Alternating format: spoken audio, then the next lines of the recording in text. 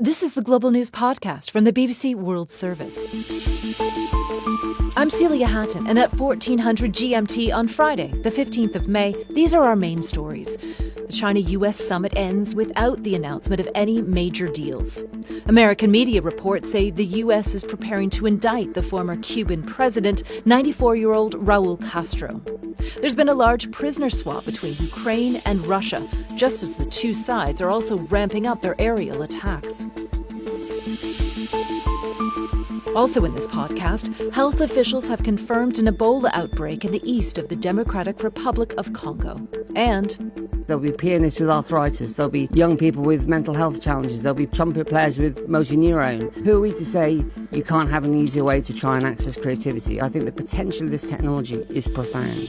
The ways that AI can boost creative projects.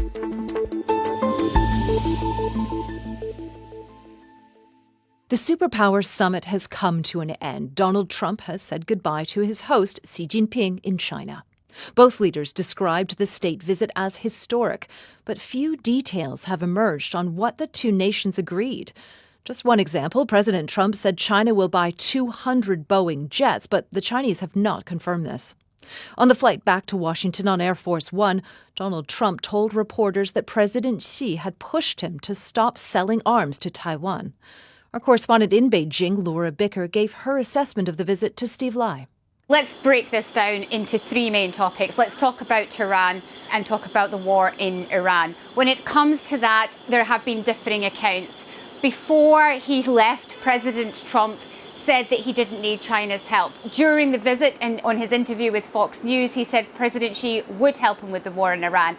Back on Air Force One, on the way back to Washington, he has said we can handle it on our own, but he says that when it comes to the war in Iran, both China and US values align. They both want the Strait of Hormuz open, and they do not want Iran to have nuclear weapons. So that's something the two superpowers can agree on. Now, today, the Chinese Foreign Ministry released a statement saying that they are working tirelessly to end the war. Now, this suggests strongly that Chinese officials are working behind the scenes to nudge their friend, their ally, Tehran, towards the negotiating table. So that is one thing that we can separate. But I think the most interesting thing that has come from the conversation that we've just heard on Air Force One is what Donald Trump had to say about Taiwan. He was asked what happened in the conversation between him and President Xi. He said they had a long talk about Taiwan. He said that President Xi had urged him to end his arms sales to Taiwan, the self-governing island that Beijing believes is its own territory, and has not ruled out the use of force to take it. Now, when it comes to those arms sales, crucially, Mr. Trump said he would make a determination after talking to the leader of Taiwan. Now, this is a very interesting statement that we're still trying to unpick and understand. There is an agreement that dates back to 1982 that the US should defend Taiwan if it is attacked. Now, when it comes to whether or not Mr. Trump would defend Taiwan, in that statement on Air Force One, he says there's only one person that knows that, and that is me. Interestingly, again, he said President Xi had asked him that himself during the talks. He said President Xi asked him if he would intervene if Taiwan was attacked, and he said he wouldn't answer that. And again, he said the only person who knows that is me. He's making no commitment either way. So that's what comes down to Taiwan. We just come to the last point on trade. There does seem to be some positive notes there that China, he says, will buy 200 Boeing aircraft with the potential to buy 750 more. And he says US farmers are going to be very happy. And there has been a suggestion that China will buy billions of dollars of US goods. So that is what I took away from that conversation. Some very interesting points made on Air Force One. Yeah, there certainly were. It'd be interesting to know what the reaction is going to be like in Taiwan to that very non-committal answer by President Trump. He's not the only head of state that's got an interest in coming to China, though. As he's departing, we've had news that President Putin might be on his way as early as next week. That's right. Well, this visit is not unexpected. President Putin was always scheduled to visit around this time and into June. And it does seem certainly that the Chinese Foreign Ministry and the Russian Foreign Ministries both say that Vladimir Putin will be in Beijing soon. However, the optics of this, the optics of waving goodbye to the US leader and then welcoming the Russian one, is very interesting in itself. I think when they were in the gardens today, when President Xi was showing President Trump around Chongnanhai, the secretive Communist Party headquarters, and Mr. Trump was admiring the roses and the trees, he was eager to know if any other world leaders were shown around Chongnanhai, whether any other world leaders were given this particular honour. And President Xi says, no, diplomacy is not usually carried out here. And then he said, oh, except for Vladimir Putin. So it does look like President Trump and Vladimir Putin are being afforded the same honours here in Beijing. Laura Bicker is speaking to Steve Lai in Beijing. Well, President Trump has been full of praise for China and its leader Xi Jinping over the last few days. In an interview with Fox News, he even singled out Mr. Xi's physical appearance. If you went to Hollywood and you looked for a leader of China to play a role in a movie, central casting. He's central casting. You couldn't find a guy like him. Even his physical features, he's tall, very tall, and especially for this country because they tend to be a little bit shorter. So what's been the reaction of Chinese citizens to President Trump's comments and also to the wider visit? Our China media analyst Carrie Allen told us social media is tightly controlled when it comes to Xi Jinping. There's no reaction whatsoever, and this is quite typical because there has been long-term censorship on platforms like Sina Weibo, which is the equivalent of a platform like X or Facebook. Long-term, any kind of message about President Xi, you've got censors who tightly watch for messaging like this. But even from official media that might have mentioned Trump's comment, there's been no coverage of this whatsoever today. They've pretty much instead just focused on the official talks rather than anything to do with, Trump talking about Xi's height. Well, what on social media has caught your eye during the summit? I know members of the Chinese public have really been watching reactions among the American delegation, people like Marco Rubio. Absolutely, they have. This has been a big focus. Marco Rubio giving a thumbs up at the welcome ceremony. Also, Tesla's CEO, Elon Musk, footage of him has gone viral, showing him with his phone, doing a circuit, filming the ceremony. And China really wants to send a message that the American delegation have had their eyes open to China being very impressive.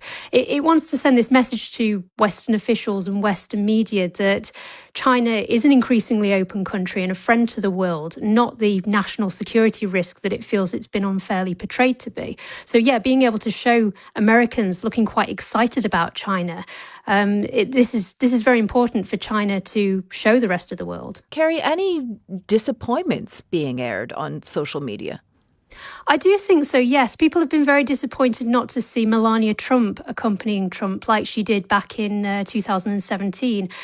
So one newspaper said her absence will disappoint her admirers in China who were looking forward to seeing her engage with the Chinese First Lady Peng Liyuan again, because this is seen as very exciting for Chinese audiences when the first ladies get together and they carry out various engagements. And Carrie, we've already noted the two sides haven't really announced any major deals from this trip. But what does the Chinese public think? What are their expectations to come from this summit? Well, you do get a lot of click farms that post messages on social media, very much saying that people feel quite positive, suggesting, they're your regular Chinese social media user, saying, they see this visit as positive and hopeful. But long-term social media users have said that they mistrust Trump. That all they really want to see is a better relationship between the two leaders and whether Trump can live up to that on his side when he returns back. Our China media analyst, Carrie Allen. Well, from Donald Trump's trip to China to another story that's making headlines in North America. U.S. media reports say the United States is preparing to take action in Cuba.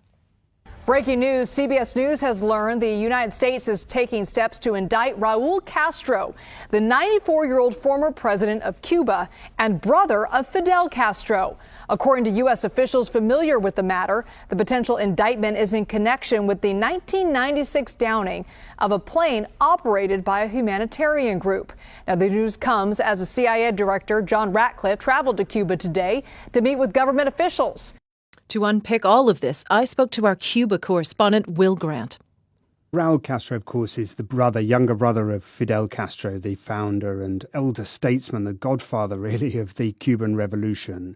And he has essentially been the power behind the scenes since he stepped away from political and public life. He remains ultimately the final decision maker in Cuba when it comes to something like relationship with Washington. And it is fascinating that now at this particular point in his life, age 96, with the Trump administration in Washington, the plans, it appears, in the Justice Department are to indict him over this 1996 shooting down of two civilian aircraft. They were manned by a Miami-based, a Florida-based organization that alerted the Coast Guard when they would see migrants attempting to reach the United States by sea. But they would also drop leaflets over Havana and had been repeatedly warned by the Cuban authorities that they were violating their airspace. They were eventually shot down by Cuban MiGs, fighter jets, and that has led today, 30 years later, to the potential bringing of charges against Raul Castro.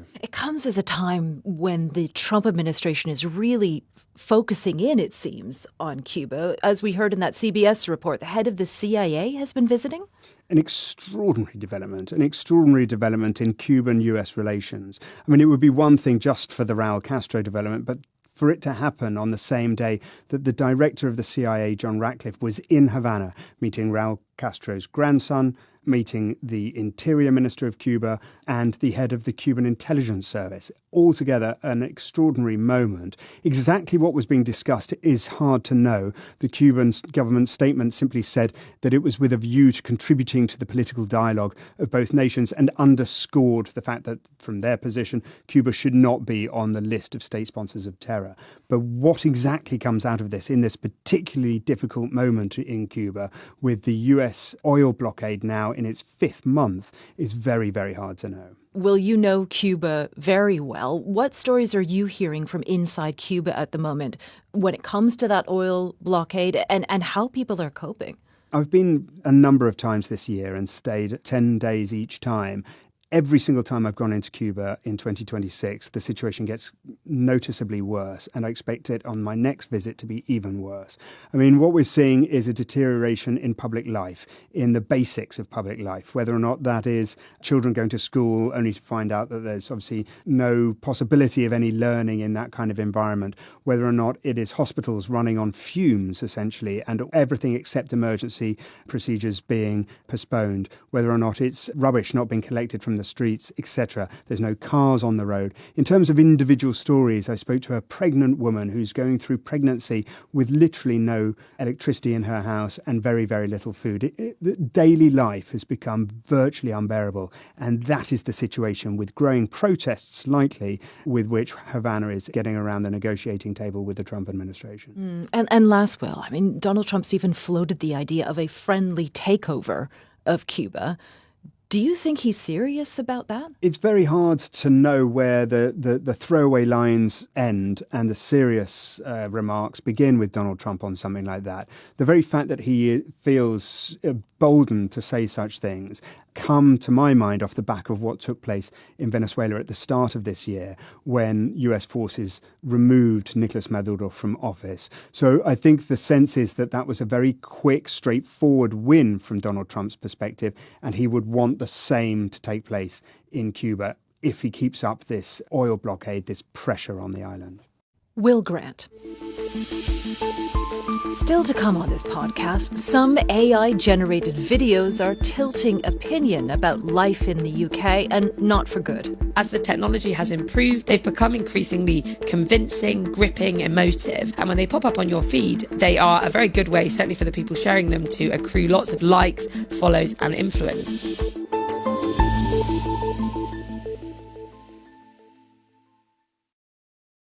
This is the Global News Podcast.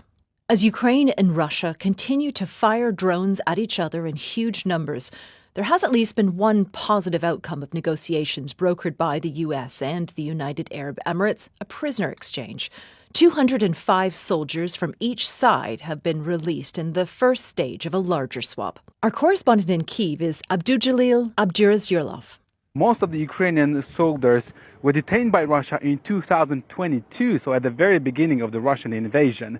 Some of them were defenders of the city of Mariupol in the south, some of them were detained in the north, and there were also soldiers who were defending Chernobyl as well. And Ukraine says that one of the main criteria for them to include those prisoners of war in the exchange list is the duration of time they spent in prison in Russia. And also, it's very symbolic for Ukraine as well to exchange those who were defending the city of Mariupol, because those people became a symbol of resilience for Ukraine. Those units from Azov and from the Ukrainian Marines who spent weeks defending the city despite the fact that they were surrounded by the Russian forces. For many Ukrainians, they are the symbol now of resilience and victory as well, because for them, once these soldiers return back, it certainly boosts their confidence, and they believe that the Ukrainian army is on the right path. Why it's happening now? This discussion of prisoner exchange started quite a while ago, and it was also brokered with the help of the United States and the United Arab Emirates. And it was part of the negotiations to renew the peace talks between Russia and Ukraine. These talks got delayed because the events in the Middle East, because of the war in Iran, and one of the options for Ukraine was to push this exchange, the prisoners exchange. And that's what they achieved. Now they're hoping to have a new round of peace talks. Interesting, though, that this prisoners' exchange has happened just as aerial attacks are ramping up on both sides. That is correct, yes. In the past 2 days, there was a massive aerial attack on Ukraine. Russia launched more than 1,500 drones and missiles targeting different areas across Ukraine, including the capital, Kyiv. And in fact, just yesterday, they launched ballistic missiles, and a number of places were badly damaged, including the residential building in the capital, Kyiv. And the missile hit an apartment block. An entire section of that building collapsed. And we know that there are about 24 people residing in that building. They died. And the number of death toll is increasing every day because the search and rescue operation is continuing, and the first responders are still pulling out the dead bodies from the rubble. Abdujalil Abdurazyurlov. Africa's top health agency has declared an Ebola virus outbreak in the east of the Democratic Republic of Congo. 65 deaths have been reported. The Africa Centers for Disease Control says 4 of these deaths have been confirmed as Ebola by lab testing. Ebola is spread through direct contact with bodily fluids and through broken skin, causing severe bleeding and organ failure. The BBC's Emery Makomenu is in the DRC capital, Kinshasa, and has been speaking to Tim Franks. What we know for the moment is that 13 samples tested positive for Ebola, and that's out of the 20 samples that have been sent here to Kinshasa at the Biomedical Research Institute. These samples came from the Ituri province in the eastern DRC, that's northeastern DRC.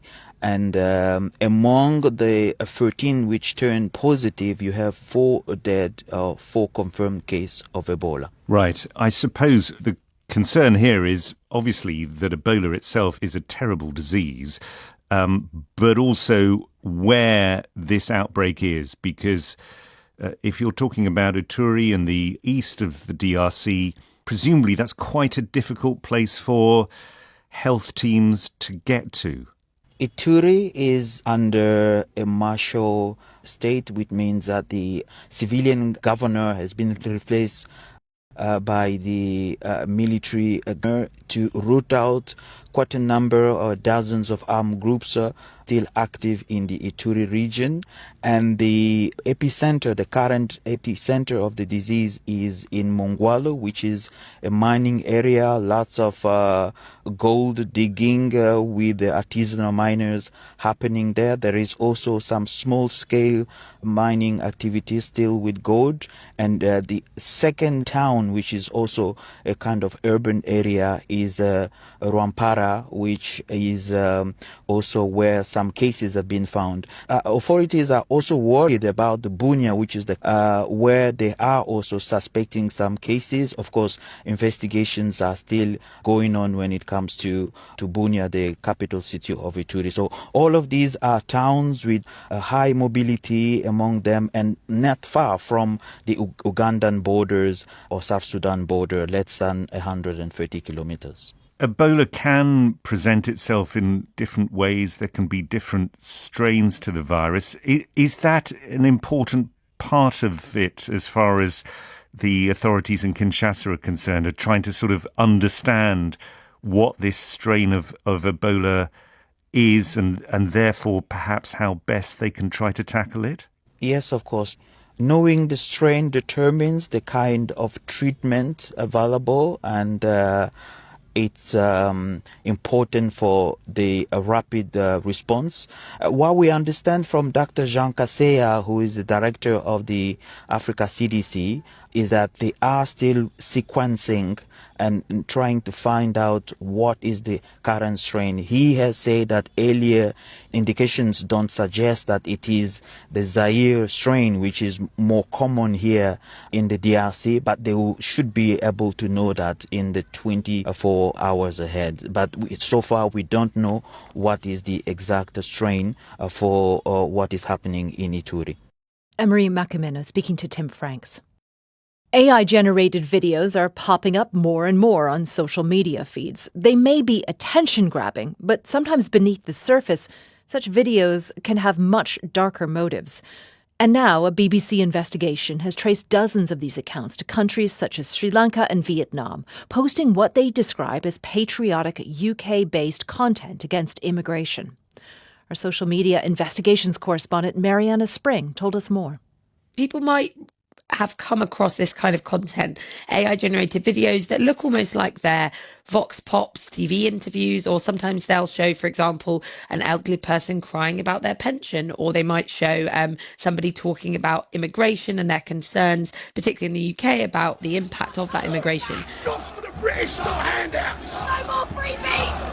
The thing is that these videos not only go beyond real evidence around any of these issues, but they also just aren't real at all. They're AI generated. But as the technology has improved, they've become increasingly convincing, gripping, emotive. And when they pop up on your feed, they are a very good way, certainly for the people sharing them, to accrue lots of likes, follows and influence. And what I've found is that dozens of these pages, often calling themselves things like the Great British People, for example, on Facebook and Instagram, are sharing this content, getting millions of views, saying that they are based in the UK. So the Great British People says they are based in Yorkshire in England. But turns out that they're not there at all. They're actually based in places like Sri Lanka, Vietnam, the Maldives. There's also some accounts that appear to be linked or connected to Iran and the UAE. I found this out by looking at some of the transparency data that exists on Facebook. So you can go and see where accounts are registered to, the accounts that are running these pages. And there are lots of other clues as well, whether that's spelling errors or the kinds of accounts that they're following. I managed to speak to some of the people behind these pages as well. And I think what's particularly interesting is that they seem to have a kind of eclectic mix of aims. So some of them are looking to build a following and then sell things online. They'll have links to merchandise and shops. Others genuinely seem to be exploiting political outrage and looking to make a political point. One European account I spoke to who are posting lots of these kinds of edits showing what European cities and American cities will look like in the future in their view, and they make them look very sort of apocalyptic. They say, oh, well, this is about pushing an ideological agenda because we are essentially opposed to immigration. Just briefly, Marianne, I mean, who's the intended audience for these videos? And do the people watching these videos, do they believe what they're seeing? Well, if you look at the comments, there's a whole mixture of different people. Some who are based in the UK, and I've verified their accounts, who genuinely seem convinced by this stuff, saying, "Oh, I agree with what you're saying," or "I'm very concerned about immigration. I'm concerned about these issues." But then some of them are people saying, "Well, I know this is AI, but it's the impression that it creates that is the worry," and it's almost besides the point whether people believe this stuff or not. It ends up being about the kind of drip, drip, drip of these kinds of narratives. I should say I contacted Meta, which owns Facebook and Instagram, and they say that they have policies in place to deal with AI-generated content that could cause harm. Our social media investigations correspondent, Mariana Spring. And now for a story that has a more positive take on artificial intelligence. Although many artists may view AI as a threat to creativity, when singer-songwriter Samuel Smith developed Parkinson's disease and found he could no longer play his guitar, he turned to AI for help. Here's Samuel singing the lyrics of his song, I Know Now, into his phone. Thought I heard a storm coming. Thought I heard the lightning strike again. Thought I was always coming down. And here are those same lyrics transformed via AI.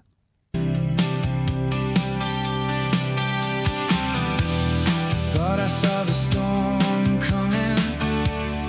Thought I heard the lightning strike again. Thought I was always coming down. 'Cause I know. Samuel Smith told us what led to his realization that AI could be a force for good. The last 5.5 years have been a kind of battle to figure out how to hang in there creatively and to continue to make music, which I've always done. The last year has been a bit of a reckoning.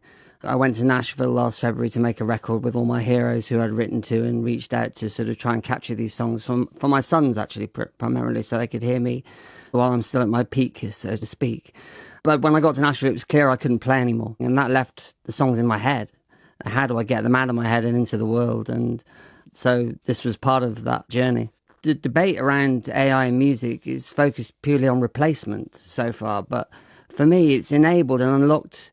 You know, what you heard there is an early version, but we'll translate and eventually go into the studio with real musicians. It's my lyrics, my melody, and I will replace my voice onto what you heard. So those questions of ownership, IP and rights are important, and they have to be addressed. There has to be a transparent discussion around how creativity is flagged and shown. But for me, what will eventually come to be will not be AI-generated music, will be human musicians bringing this to life. This lets me bring the songs to the musicians and say, this is what's in my head, this is what I'm hearing. There'll be people listening to this, there'll be pianists with arthritis, there'll be young people with mental health challenges, there'll be trumpet players with motor neurone. Who are we to say you can't have an easier way to try and access creativity? I think the ownership debate is critically important, but at the same time, I do think the potential for music therapy, for rehabilitation, for education in these areas, I think the potential of this technology, if shaped right, is profound.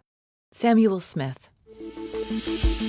And that's all from us for now. If you want to get in touch, you can email us at globalpodcast@bbc.co.uk. You can also find us on X at BBC World Service. Use the hashtag #GlobalNewsPod. And don't forget our sister podcast, The Global Story, which goes in-depth and beyond the headlines on one big story. This edition of the Global News Podcast was mixed by Daniela Varela Hernandez, and the producer was Judy Frankel.